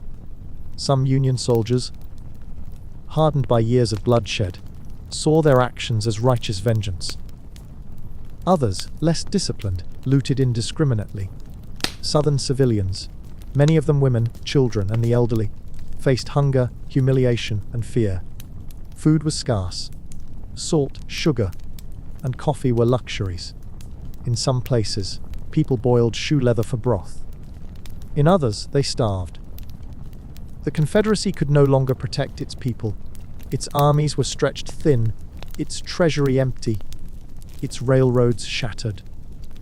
The once proud Southern aristocracy now watched helplessly as their world collapsed around them. And yet, amid the ruin, some clung to hope. Others simply prayed for it to end. That end came swiftly in the spring of 1865. April 1865, the Confederate capital falls. Richmond, the heart of the rebellion, was about to be torn open. After nearly a year of siege warfare around Petersburg, Virginia, Union forces under General Ulysses S. Grant finally broke through the Confederate lines on April 2, 1865. The collapse of Petersburg meant that Richmond, just 25 miles to the north, and the heart of the Confederacy, could no longer be defended. That night, Confederate President Jefferson Davis and his cabinet fled the city by train, carrying with them the last hopes of a dying cause. As Confederate troops withdrew, they set fire to bridges, warehouses, and munitions to prevent their capture. The flames spread uncontrollably. By dawn on April 3, much of Richmond was ablaze. Union troops entered the city that morning, including regiments of black soldiers, an image that stunned and symbolized the transformation of the war. Freed people danced in the streets. White residents watched in silence or wept. The city that had once been the proud capital of rebellion now lay in ruins, occupied and broken. The fall of Richmond was more than symbolic. It was the final unraveling of the Confederate government. With its capital lost and its armies in retreat, the Confederacy was in its death throes. And just 6 days later, the end came with quiet dignity. Lee surrenders to Grant at Appomattox. No speeches, no parades, just two generals in a parlor, and the war's final curtain beginning to fall. On the morning of April 9, 1865, General Robert E. Lee, dressed in full uniform, with a polished sword at his side, rode through the Virginia countryside to the village of Appomattox Courthouse. There, in the modest parlor of Wilmer McLean's home, he met with General Ulysses S. Grant to bring an end to 4 years of civil war. The meeting was brief, solemn, and steeped in mutual respect. Grant, muddy and in a simple field uniform, offered generous terms. Confederate soldiers would lay down their arms, but officers could keep their sidearms and horses. No one would be imprisoned or tried for treason. Lee accepted. When he read the terms, he reportedly said, "This will have a very happy effect on my army." Grant even arranged for 25,000 rations to be sent to the starving Confederate troops. There were no grand speeches, no triumphal parades, just a handshake, a nod, and the quiet understanding that something immense had ended. As Lee mounted his horse and rode away, Union officers stood in silence, removing their hats in respect. The war's most iconic surrender had come not with vengeance, but with grace. But while the guns fell silent, the wounds did not. The war ends, but healing has not begun.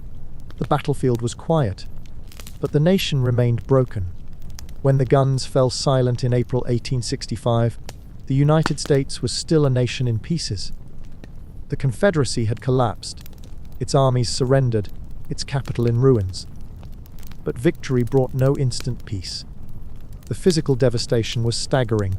Railroads twisted, cities burned, farms abandoned. The emotional wreckage ran even deeper. Over 600,000 Americans were dead. Millions more were wounded, widowed, or orphaned. And the question of how to rebuild, how to reunite a country that had torn itself apart, loomed like a storm cloud over the fragile peace. In the South, defeat brought humiliation and uncertainty.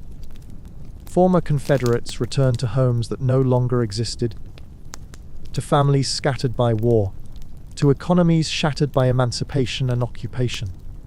In the North, jubilation was tempered by grief. Every town had lost someone. Every family bore scars.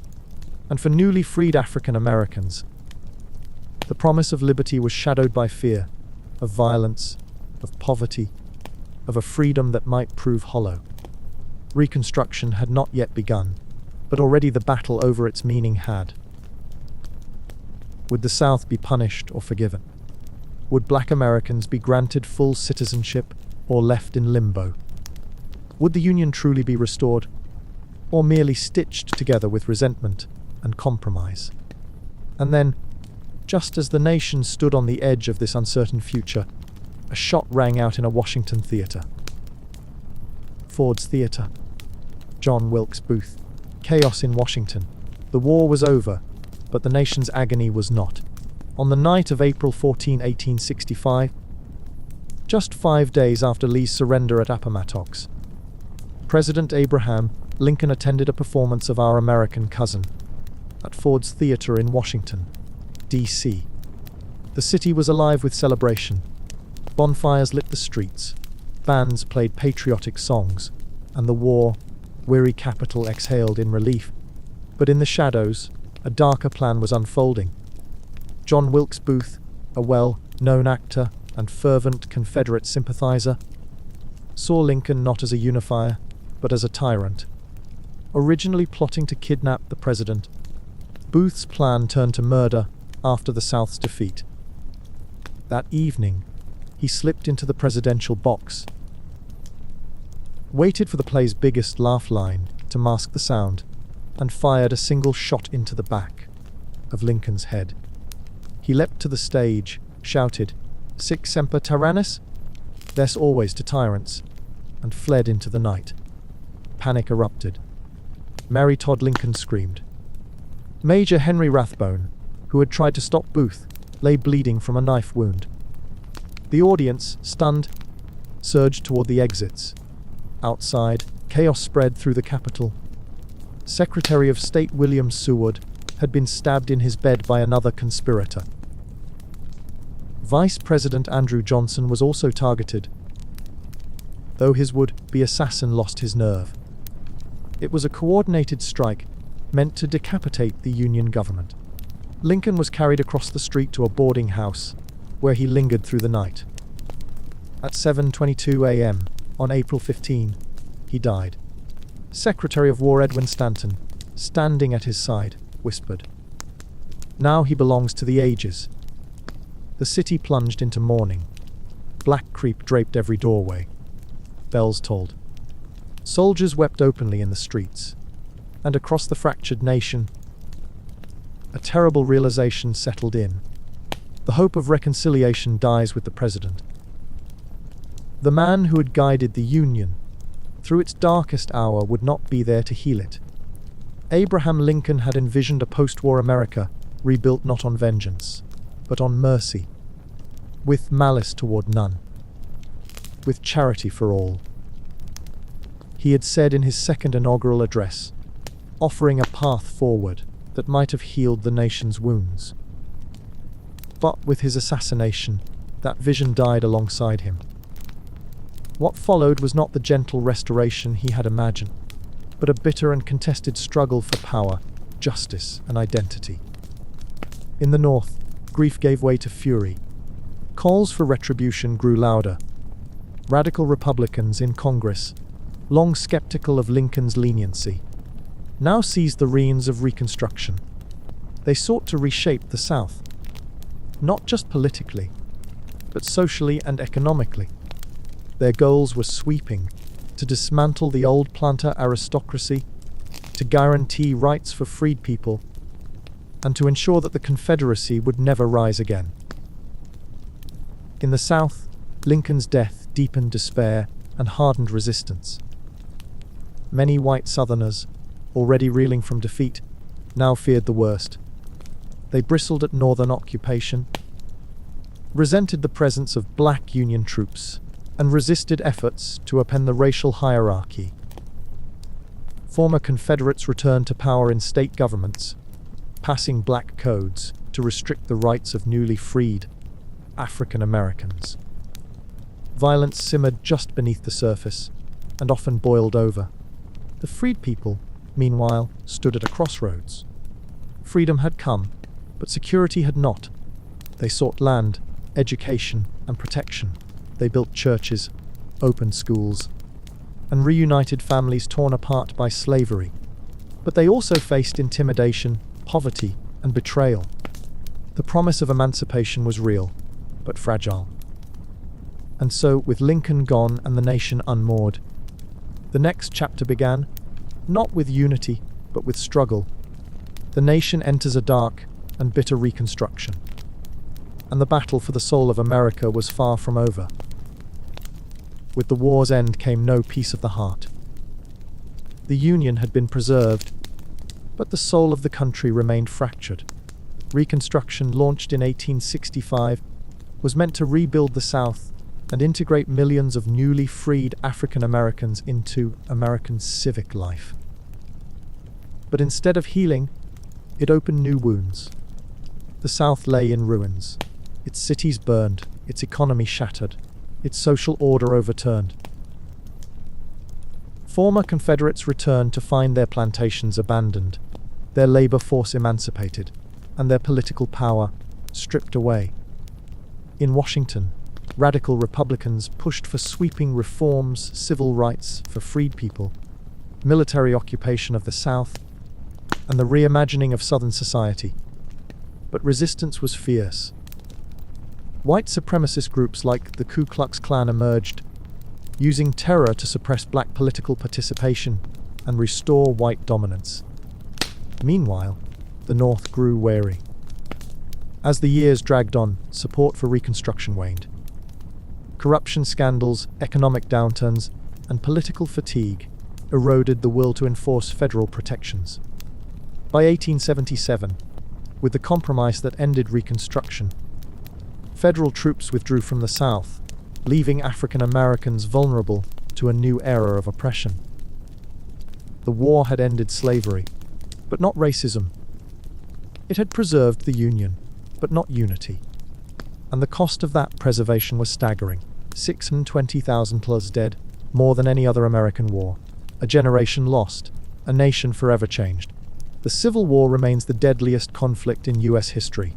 More Americans died between 1861 and 1865 than in World War I, World War II, Vietnam, and every other American war combined. The scale of loss is almost unfathomable. Sons, fathers, brothers, entire generations were wiped out. Some regiments returned home with barely a dozen men.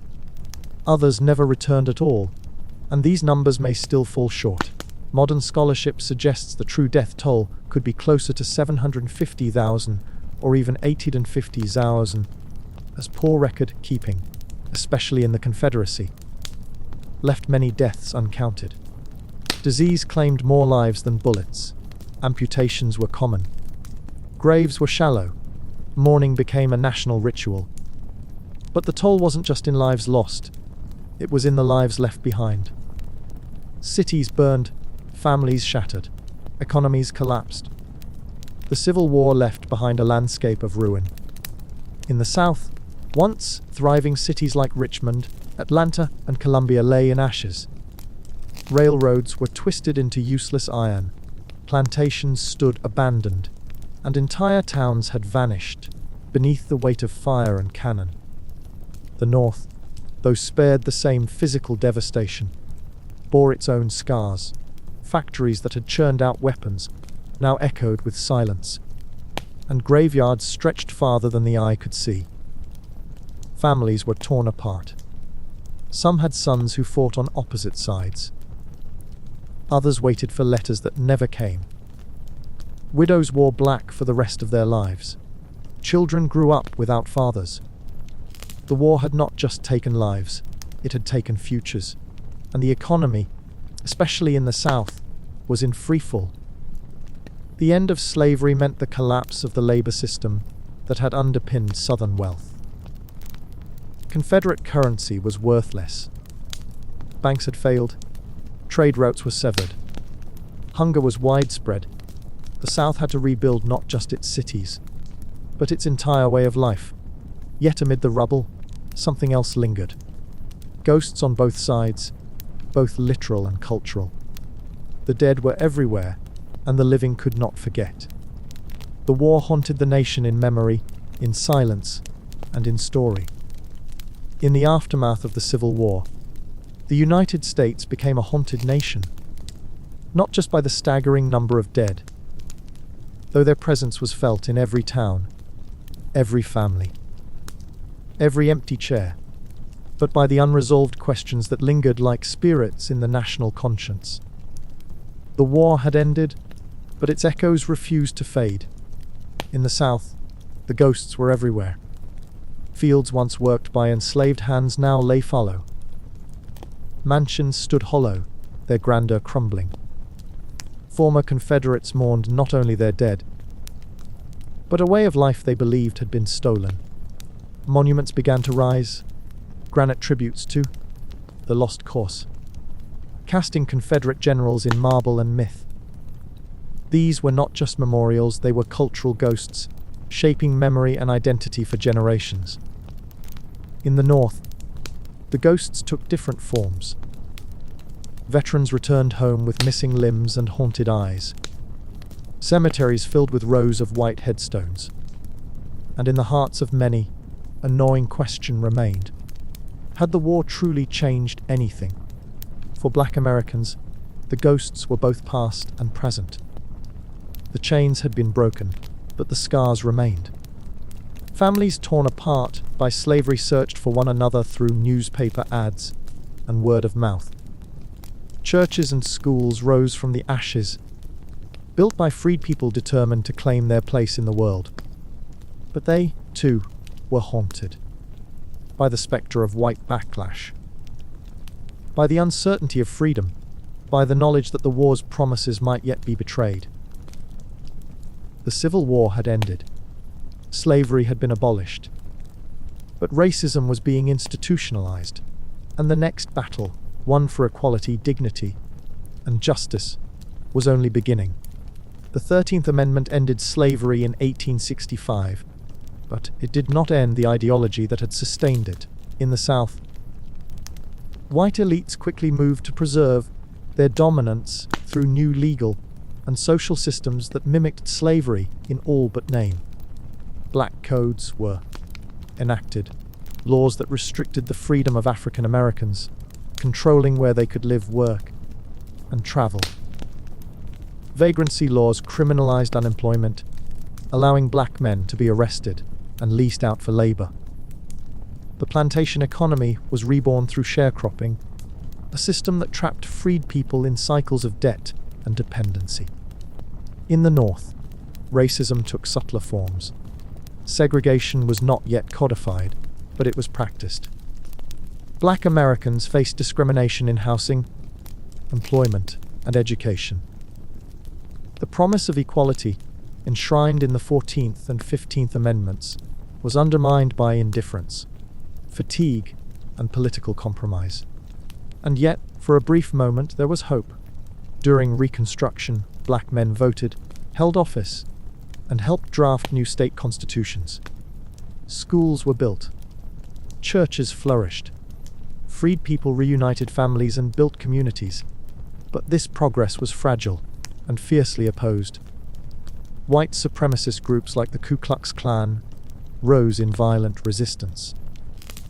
They burned homes, lynched black leaders, and terrorized voters. Federal troops tried to protect the gains of Reconstruction, but their presence was resented in the South and increasingly unpopular in the North. By 1877, the will to enforce Reconstruction had collapsed. The Compromise of 1877 ended federal occupation of the South in exchange for resolving a disputed presidential election. With the troops gone, Southern states moved swiftly to reassert white control. Reconstruction fails, gives way to Jim Crow, and a new era of segregation and disenfranchisement began.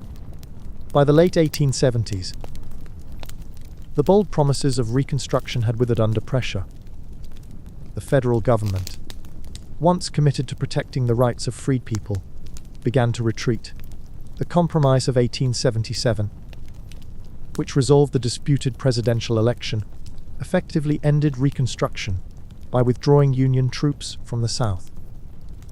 With that, the fragile scaffolding of black political power collapsed. Southern states moved swiftly to reassert white supremacy.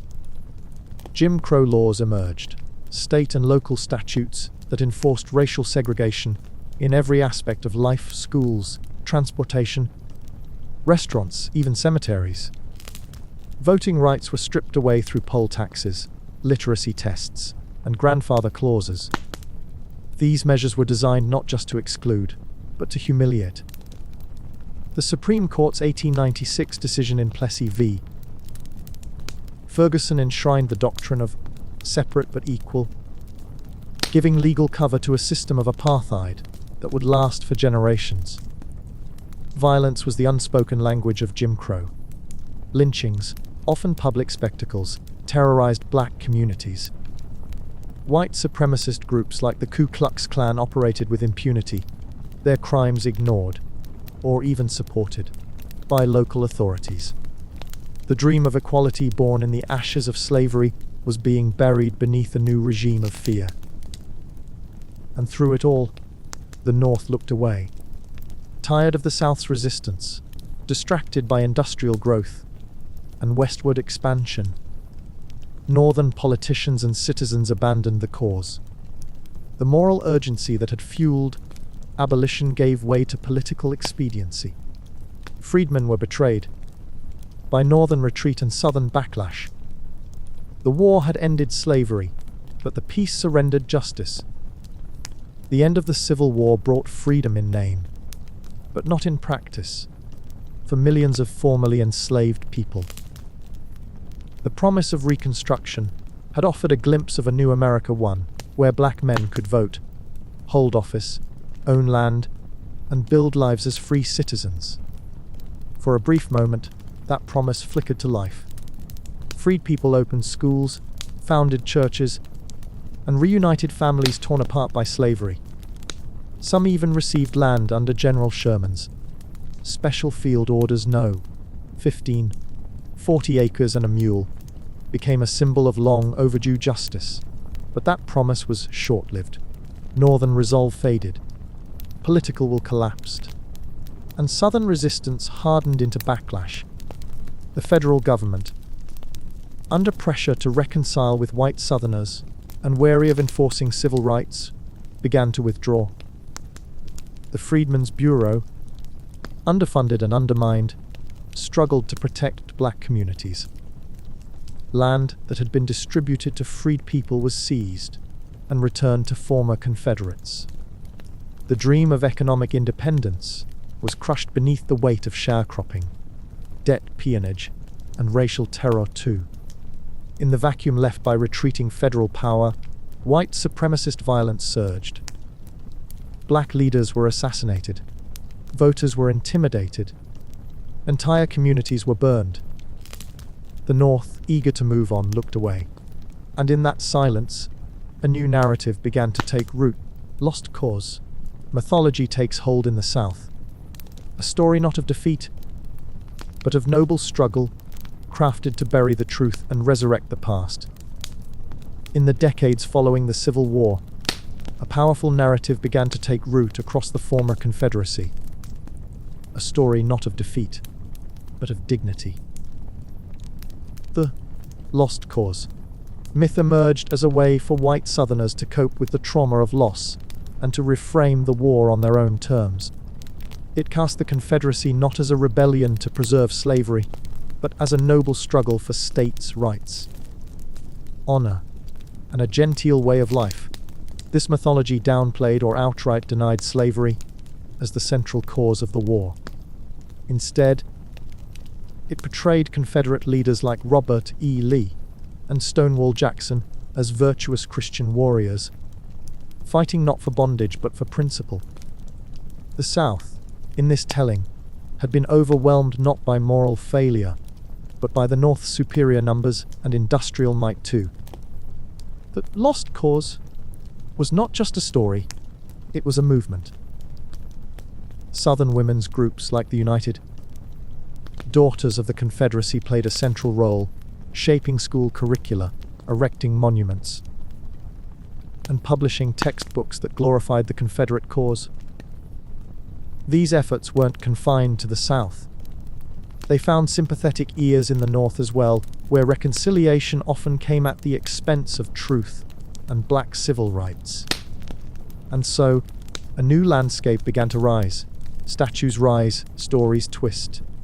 The truth is buried beneath marble. Bronze generals on horseback. Granite soldiers at rest. Monuments that told a selective story, casting shadows over the real one. As the 19th century gave way to the 20th, the South was not just rebuilding its cities. It was rewriting its history. Across courthouse lawns and town squares, Confederate monuments began to rise, cast in bronze and carved in stone. These statues, often funded by groups like the United Daughters of the Confederacy, were not erected in the immediate aftermath of the war, but decades later, during the height of Jim Crow. They weren't just memorials. They were messages. Each monument was a silent sentinel of the lost cause, myth, a narrative that romanticized the Confederacy, sanitized slavery, and recast the Civil War as a gallant struggle for states' rights. School books were rewritten. Textbooks omitted slavery. Generals who fought to preserve human bondage were lionized as paragons of virtue. The South, in marble and memory, became a place of noble defeat rather than brutal oppression. And while these statues stood tall, the truth was pushed underground. But not everyone forgot. Meanwhile, black Americans began their long march towards civil rights. They had been promised freedom. Now they would fight for equality, even as Jim Crow laws tightened their grip and Confederate myths calcified in stone. Black Americans refused to surrender the promise of freedom. From the ashes of Reconstruction, they began a century-long struggle, a movement not always visible in headlines, but relentless in its rhythm. They built institutions, churches that became sanctuaries of resistance, schools that nurtured generations of leaders, newspapers that told the truth when no one else would. They organized, forming the NAACP in 1909, launching legal challenges against segregation and demanding justice in courtrooms and classrooms alike. They marched through the streets of Harlem, across the Edmund Pettus Bridge, and into the heart of Washington, D.C. They faced fire hoses, billy clubs, and lynch mobs. They were jailed, beaten, and killed. But they kept going. From Plessy v. Ferguson to Brown v. Board of Education. From Rosa Parks to Martin Luther King Jr., from the Montgomery bus boycott to the March on Washington. The movement surged forward, sometimes in great waves, sometimes in quiet persistence. And though the Civil Rights Act of 1964 and the Voting Rights Act of 1965 marked historic victories, the struggle was far from over. Because the truth is, the war never truly ended. The Civil War never truly ended. Its battlefields shifted. From Antietam to Selma, from Gettysburg to Ferguson. The uniforms changed, the weapons evolved, but the fight for justice, for equality, for the soul of the nation, still rages on.